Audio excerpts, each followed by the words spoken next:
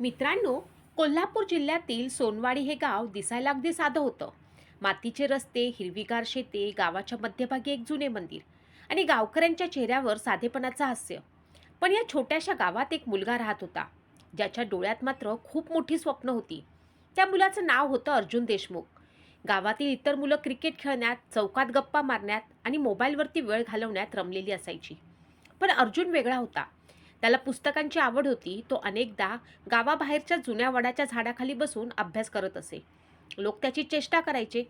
"अरे अर्जुना, एवढं शिकून कलेक्टर होणार आहेस का?" कोणी हसत म्हणायचं. अर्जुन फक्त हसायचा. कारण त्याला माहीत होतं, मोठी स्वप्न पाहणाऱ्यांवरती आधी लोक हसतात आणि नंतर त्यांच्यावरती अभिमान बाळगतात. घरची परिस्थिती मात्र अत्यंत साधी होती. वडील गणपत देशमुख शेतकरी होते. त्यांच्याकडे फक्त 2 एकर जमीन होती. पाऊस चांगला झाला तर वर्ष निभायचं, नाहीतर कर्ज वाढायचं.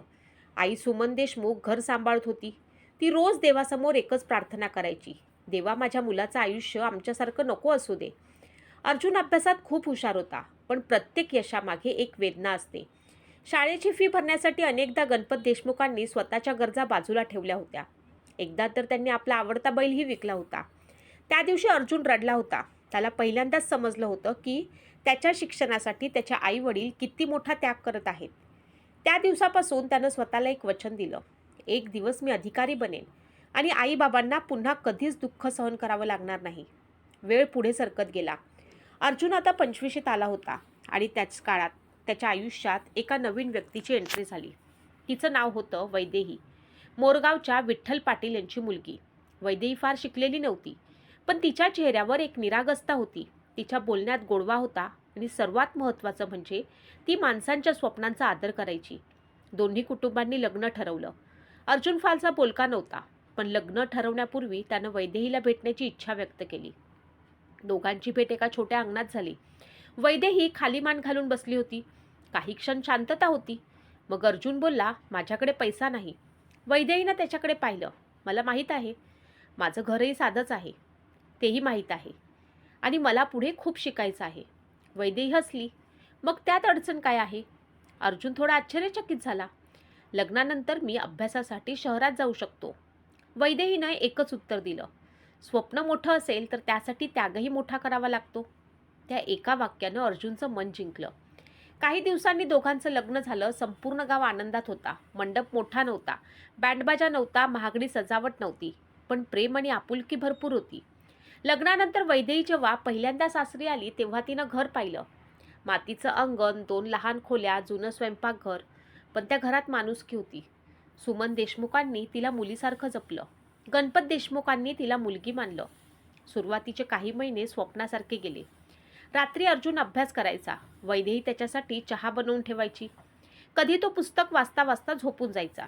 तेव्हा ती अलगद पुस्तक बाजूला ठेवून त्याच्यावरती चादर घालायची. एका रात्री अर्जुन अभ्यास करत बसला होता. वैदेही त्याच्या शेजारी आली. "तुम्ही एवढा अभ्यास का करता?" तिनं विचारलं. अर्जुन काही क्षण शांत राहिला. मग म्हणाला, "कारण मला गरीब म्हणून जगायचं नाही. आईबाबांच्या डोळ्यातील थकवा मिटवायचा आहे. मला सिद्ध करायचं आहे की शेतकऱ्याचा मुलगाही मोठा अधिकारी होऊ शकतो." त्या रात्री वैदेही बराच वेळ त्याच्याकडे पाहत राहिली. तिला जाणवलं, ती एका सामान्य माणसाची नाही तर एका मोठ्या स्वप्नांची सोबती झाली आहे. पण नियती शांत बसलेली नव्हती आणि लवकरच त्यांच्या आयुष्यात एक असं वादळ येणार होतं, जे त्यांच्या संसाराला उद्ध्वस्त करून टाकणार होतं. लग्नाला जवळपास 1 वर्ष पूर्ण होत आलं होतं. अर्जुन आणि वैदेहीचं आयुष्य साधं होतं, पण आनंदी होतं.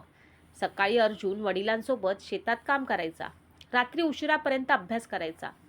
पण हळूहळू परिस्थिती बदलू लागली. त्यावर्षी पाऊस कमी झाला. पिकांचं नुकसान झालं, कर्ज वाढलं. घरातील खर्च भागवणं कठीण होऊ लागलं. एक दिवस रात्री जेवण झाल्यानंतर अर्जुननं धाडस करून विषय काढला, "बाबा, मला नागपूरला जाऊन UPSCची तयारी करायची आहे." घरात अचानक शांतता पसरली. गणपत देशमुखांनी काही क्षण गप्प राहिले. मग त्यांनी खोल श्वास घेतला. "मुला, तुझं स्वप्न मोठं आहे हे मला माहीत आहे, पण घराची परिस्थिती बघ. शेतात तुझी गरज आहे." अर्जुन शांत बसला, कारण वडील चुकीचं काही बोलत नव्हते. त्या रात्री तो खूप उशिरापर्यंत जागा होता. आकाशात चंद्र होता, पण त्याच्या मनात काळोख होता. त्याचवेळी वैदेही त्याच्या जवळ आली. "काय विचार करता आहात?" ती हळूच म्हणाली.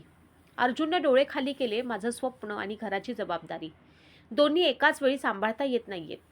वैदेही काही क्षण शांत राहिली. मग ती हसली. तुम्ही जा.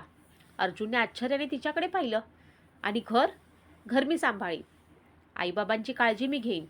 तुम्ही फक्त तुमचं स्वप्न पूर्ण करा. त्या रात्री अर्जुनच्या डोळ्यात पाणी आलं. कारण त्याला जाणवलं त्याच्या आयुष्यातील सर्वात मोठी ताकद त्याची पत्नी आहे. पण काही दिवसातच ही बातमी वैदेहीच्या माहेरी पोचली आणि तिथून सगळं बदलायला सुरुवात झाली. वैदेहीचा मोठा भाऊ महेश संतापला. माझी बहीण इथे कष्ट करणार आणि तो शहरात जाऊन शिकणार. त्याचा आवाज संपूर्ण घरात घुमला. विठ्ठल पाटील त्याला समजवण्याचा प्रयत्न करत होते, पण महेश ऐकण्याच्या मनस्थितीत नव्हता. लग्न केलंय तर जबाबदारी घ्यावी लागेल ना. हळूहळू हा विषय दोन्ही कुटुंबांमध्ये वादाचं कारण बनला. महेश अनेकदा सोनवाडीमध्ये येऊन अर्जुनवरती आरोप करू लागला. एक दिवस तर तो थेट देशमुखांच्या घरात घुसला. अर्जुन, तो मोठ्याने ओरडला, माझ्या बहिणीचं आयुष्य खराब करायचं असेल तर आधी सांग. गणपत देशमुखांचा संताप अनावर झाला. तोंड सांभाळून बोल. दोन्ही बाजूंनी आरोप सुरू झाले. वैदेही रडत उभी होती. सुमन देशमुख वारंवार सगळ्यांना शांत करत होत्या. पण आता परिस्थिती हाताबाहेर जात होती. गावात चर्चा सुरू झाली. कोणी म्हणत होतं अर्जुन चुकीचा आहे, कोणी म्हणत होतं महेश जास्त बोलतोय, कोणी म्हणत होतं वैदेहीचं आयुष्य अडचणीत येईल. आणि अखेर प्रकरण पंचायतीपर्यंत पोचलं. गावाच्या मंदिरासमोरील मोठ्या वडाच्या झाडाखाली पंचायतीची बैठक भरली. संपूर्ण गाव जमा झालं. अर्जुन आणि वैदेही समोर बसले होते. त्यांच्या चेहऱ्यावरती चिंता स्पष्ट दिसत होती. पंचांनी दोन्ही बाजू ऐकून घेतल्या. अर्जुन उभा राहिला. त्याचा आवाज थरथरत होता. मला वैदेहीला सोडायचं नाही. मी फक्त काही वर्षांसाठी शहरात जाऊ इच्छितो. माझं स्वप्न पूर्ण झालं तर आमच्या आयुष्याचं बदलेल. पण त्या दिवशी कोणालाच त्यांचं म्हणणं ऐकायचं नव्हतं. महेश पुन्हा उभा राहिला. माझी बहीण प्रयोगासाठी नाही. वाद वाढत गेला आणि शेवटी एक असा निर्णय देण्यात आला ज्यानं 2 आयुष्य उद्ध्वस्त केली. पंचांनी जाहीर केलं, दोघांचा संबंध संपवण्यात येतो. ते शब्द ऐकताच वैदेहीच्या पायाखालची जमीन सरकली. तिच्या डोळ्यातून अश्रू वाहू लागले. अर्जुन स्तब्ध झाला. त्याला विश्वासच बसत नव्हता. त्यानं शेवटदा वैदेहीकडे पाहिलं. त्या नजरेत हजारो भावना होत्या. माफी, वेदना, प्रेम आणि असहाय्यता. पण शब्द नव्हते. त्या संध्याकाळी वैदेही आपल्या माहेरी निघून गेली. तिच्या पावलांसोबत तिची स्वप्नही तुटत होती. दुसरीकडे अर्जुन संपूर्ण रात्र जागाच होता. पहाट झाली. आई शांतपणे त्याच्यासमोर उभी राहिली. मुला, तिचा आवाज भरून आला, तुझ्या स्वप्नासाठी जा. अर्जुनने आईच्या पायांना स्पर्श केला. वडिलांकडे पाहिलं. त्यांच्या डोळ्यातही पाणी होतं. आणि मग एक छोटी बॅग खांद्यावर टाकून तो बस स्थानकाकडे निघाला. बस हळूहळू सोनवाडी सोडून पुढे जाऊ लागली. अर्जुन खिडकीतून गावाकडे पाहत होता. तेच रस्ते, तेच मंदिर, तेच घर आणि कुठेतरी त्या आठवणी ज्या त्याला आयुष्यभर विसरता येणार नव्हत्या. त्याने डोळे बंद केले आणि मनाशी एक शपथ घेतली, आता मी परत येईन, तर फक्त यशस्वी होऊन. त्याला माहीत नव्हतं पुढची 10 वर्ष त्याच्या आयुष्यातील सर्वात कठीण वर्ष असणार होती. आणि त्याच वेळी वैदेहीलाही नियती अशा संघर्षातून नेणार होती ज्याची तिने कधी कल्पनाही केली नव्हती. सोनवाडी गाव मागे पडत होतं. बस वेगानं नागपूरच्या दिशेनं धावत होती. खिडकीजवळ बसलेला अर्जुन मात्र शांत होता. त्याच्या डोळ्यासमोर सतत एकच चेहरा फिरत होता, वैदेहीचा. पंचायतीच्या त्या दिवशी तिच्या डोळ्यात जे अश्रू होते त्याने पाहिले. ते त्याला सतत अस्वस्थ करत होते. अनेकदा त्याच्या मनात विचार यायचा, जर मी स्वप्न पाहिलंच नसतं तर, जर मी गावातच राहिलो असतो तर. पण लगेच त्याला वडिलांची वाकलेली पाठ आठवायची, आईचे थकलेले डोळे आठवायचे आणि तो पुन्हा स्वतःला सावरायचा. दुसऱ्या दिवशी सकाळी बस नागपूरला पोचली. मोठं शहर, गर्दी, गोंगाट, धावपळ, सगळं काही नवीन होतं. अर्जुनकडे जास्त पैसे नव्हते. त्यानं शहराच्या जुन्या भागात एक छोटी खोली भाड्यानं घेतली. खोली इतकी लहान होती की त्यात एक लोखंडी खाट, एक टेबल आणि एक बल्ब एवढंच होतं. पण त्याच खोलीत त्याचं भविष्य घडणार होतं. पहिले काही दिवस खूप कठीण गेले. सकाळी लायब्ररी, दुपारी अभ्यास, रात्री अभ्यास आणि पुन्हा अभ्यास. कधीकधी पैसे वाचवण्यासाठी तो फक्त चहा आणि 2 बिस्किटांवरती दिवस काढायचा. एक दिवस तर सलग 2 वेळचं जेवण त्यानं टाळलं होतं. पण त्याने कोणाकडे मदत मागितली नाही, कारण त्याला माहीत होतं संघर्षाची वाट स्वतःलाच चालावी लागते. काही महिन्यांनी त्याला एका कोचिंग क्लासमध्ये शिकवण्याची नोकरी मिळाली. त्यातूनच थोडे पैसे मिळू लागले. आता त्याचं वेळापत्रक आणखी कठीण झालं. सकाळी अभ्यास, दुपारी क्लास, रात्री पुन्हा अभ्यास. कधीकधी रात्री 2 वाजेपर्यंत त्याच्या खोलीत दिवा जळत असायचा. खिडकीतून बाहेर पाहताना त्याला सोनवाडी आठवायची. आई आठवायची, वडील आठवायचे आणि वैदेही आठवायची. त्या आठवणींनी त्याला रडवलंही, पण त्याच आठवणींनी त्याला उभंही ठेवलं. दरम्यान सोनवाडीत वैदेहीचं आयुष्यही बदलत होतं. माहेरी परतल्यावर सुरुवातीला सर्वांनी तिची काळजी घेतली, पण हळूहळू परिस्थिती कठीण होऊ लागली. विठ्ठल आजारी पडले, शेतीचं उत्पन्न कमी झालं, घरात पैशाची कमतरता निर्माण झाली. एक दिवस वैदेहीनं स्वतःहून निर्णय घेतला. ती दुसऱ्यांच्या शेतात कामाला जाऊ लागली. पहाटे उठायचं, घरचं काम करायचं आणि मग दिवसभर उन्हात राबायचं. हळूहळू तिचे हात खडबडीत झाले, चेहरा उन्हानं काळवंडला, पण तिच्या ओठावर तक्रार नव्हती. एक दिवस शेजारच्या बाईनं विचारलं, वैदेही, तुला राग येत नाही का अर्जुनवर? वैदेही काही क्षण शांत राहिली, मग म्हणाली, राग त्यांच्यावर कशाला? त्याने स्वप्न पाहिलं होतं, चूक परिस्थितीची होती. हे ऐकून ती बाई काही बोलू शकली नाही. दुसरीकडे नागपूरमध्ये अर्जुन UPSCच्या पहिल्या प्रयत्नासाठी तयार झाला. त्यानं खूप मेहनत घेतली होती. त्याला खात्री होती की यावेळी तो नक्की यशस्वी होईल. पण निकाल लागला आणि त्याचं नाव यादीत नव्हतं. त्या दिवशी तो अनेक तास खोलीत एकटाच बसून राहिला. त्याच्यासमोर पुस्तकं उघडी होती, पण डोळ्यातून अश्रू वाहत होते. इतक्या महिन्यांची मेहनत एका क्षणात अपयशात बदलली होती. त्या रात्री त्यानं स्वतःलाच विचारलं, कदाचित मी हे करू शकणार नाही. पण लगेच त्याला वैदेहीचे शब्द आठवले, स्वप्न मोठं असेल तर त्यासाठी त्यागही मोठाच करावा लागतो. तो उठला, आरशासमोर उभा राहिला आणि स्वतःलाच म्हणाला, हार मानण्यासाठी मी इथपर्यंत आलो नाही. दुसऱ्याच दिवशी त्यानं पुन्हा अभ्यास सुरू केला. 1 वर्ष आणखी गेलं, दुसरा प्रयत्न झाला. निकाल थोडा चांगला होता, पण अंतिम यश अजूनही दूर होतं. पुन्हा अपयश, पुन्हा वेदना, पुन्हा संघर्ष. पण यावेळी अर्जुन तुटला नाही, कारण आता तो पूर्वीचा गावातील घाबरलेला मुलगा राहिला नव्हता. संघर्षानं त्याला मजबूत केलं होतं. त्याच काळात सोनवाडीत आणखी एक दुःखद घटना घडली. विठ्ठल पाटील यांची तब्येत अचानक खूप बिघडली. औषधांसाठी पैसे नव्हते. वैदेही दिवस रात्र कष्ट करत होती, पण तिच्या डोळ्यात एक वेगळी शांतता होती. जणू तिने दुःखाशीच मैत्री केली होती. रात्री झोपण्यापूर्वी ती अनेकदा आकाशाकडे पाहायची. तिच्या मनात एकच प्रश्न असायचा, अर्जुन आता कसा असेल? पण त्या प्रश्नाचं उत्तर तिच्याकडे नव्हतं. दुसरीकडे नागपूरमध्ये अर्जुन तिसऱ्या प्रयत्नासाठी तयारी करत होता. हा त्याचा शेवटचा प्रयत्न होता. यावेळी त्याने स्वतःची पूर्ण ताकद पणाला लावली. झोप कमी झाली, आराम संपला, आयुष्य म्हणजे फक्त अभ्यास उरला. आणि मग एक दिवस तो आला. UPSCचा निकाल जाहीर झाला. अर्जुन थरथरत्या हातांनी वेबसाईट उघडत होता. त्याचं हृदय जोरात धडधडत होतं. त्याने रोल नंबर टाकला, स्क्रीनकडे पाहिलं आणि पुढच्या क्षणी त्याच्या डोळ्यातून अश्रू वाहू लागले. कारण यादीत त्याचं नाव होतं, अर्जुन देशमुख. निवड झालेली होती. त्याचं स्वप्न पूर्ण झालं होतं. तो IPS अधिकारी बनला होता. त्या क्षणी त्याला सर्वात आधी आईवडील आठवले आणि कुठेतरी मनाच्या एका कोपऱ्यात वैदेही. पण त्याला अजून माहीत नव्हतं की नियती 10 वर्षानंतर त्याची आणि वैदेहीची अशी भेट घडवणार होती, ज्यामुळे संपूर्ण गावाच्या डोळ्यात पाणी येणार होतं. UPSCमध्ये यश मिळाल्यानंतर काही वर्षांनी अर्जुन IPS अधिकारी म्हणून काम करू लागला. एक दिवस त्याने ठरवलं, आता सोनवाडीत जाऊन आईवडिलांना भेटायचं. सरकारी गाडी गावात शिरताच लोकांची गर्दी जमू लागली. अरे, अर्जुन आला, आपल्या गावचा मुलगा IPS झाला. संपूर्ण गावाला अभिमान वाटत होता. घरी पोचताच आई सुमन देशमुख यांच्या डोळ्यातून आनंदाश्रू आले. गणपत देशमुखांनी मुलाला मिठी मारली. बराच वेळ घरात आनंदाचं वातावरण होतं. पण रात्री जेवताना अर्जुनने अचानक विचारलं, आई, वैदेही कशी आहे? प्रश्न ऐकताच आई काही क्षण शांत राहिली. मग हळू आवाजात म्हणाली, मुला, तिचं आयुष्य सोपं नाही.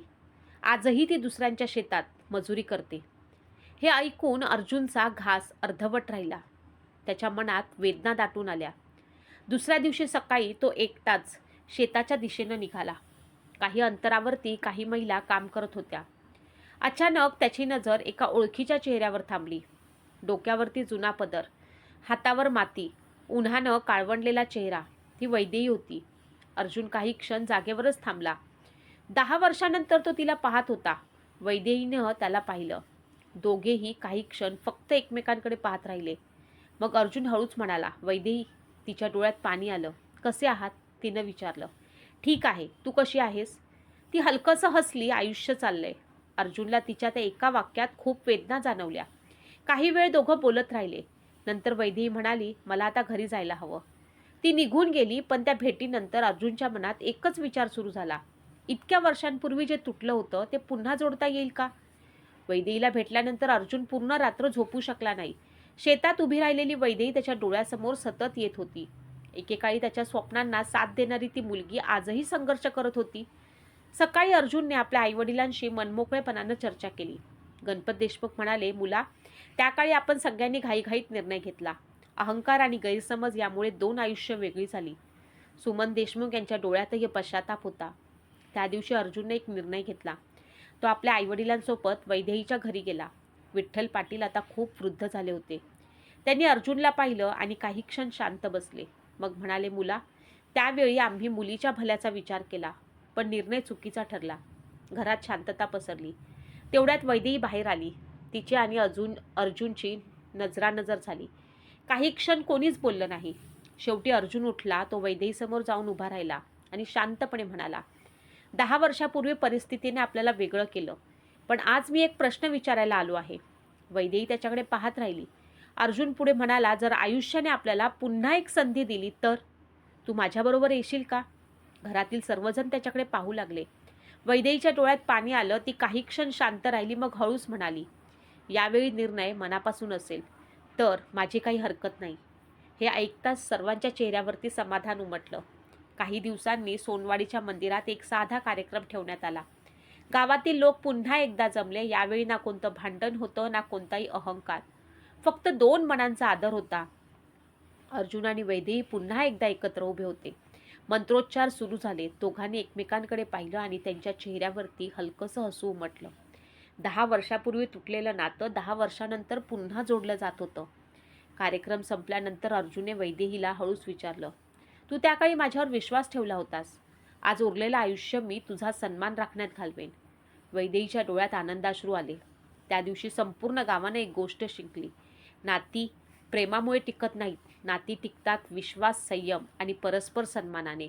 आणि कधीकधी नियती उशिरा का होईना, पण योग्य माणसांना पुन्हा एकत्र आणते. मंदिरातील विधी संपले होते. अर्जुन आणि वैदेही मंदिराच्या पायऱ्यांवरती उभे होते. गावातील लोक त्यांच्या भोवती आनंदाने उभे होते. तेवढ्यात वैदेहीने हळूच अर्जुनला प्रश्न केला, एक प्रश्न विचारू का? अर्जुन हसला. विचार. वैदेहीच्या डोळ्यात पाणी आलं. जर तू IPS झाला नसतास तरी मला शोधायला आला असतास का? हे ऐकताच अर्जुन काही क्षण शांत झाला. त्यानं वैदेहीचा हात हातात घेतला आणि म्हणाला, मी IPS होण्याआधीही तुझ्यावर प्रेम करत होतो आणि आजही करतो. मी तुला शोधायला अधिकारी म्हणून नाही आलो.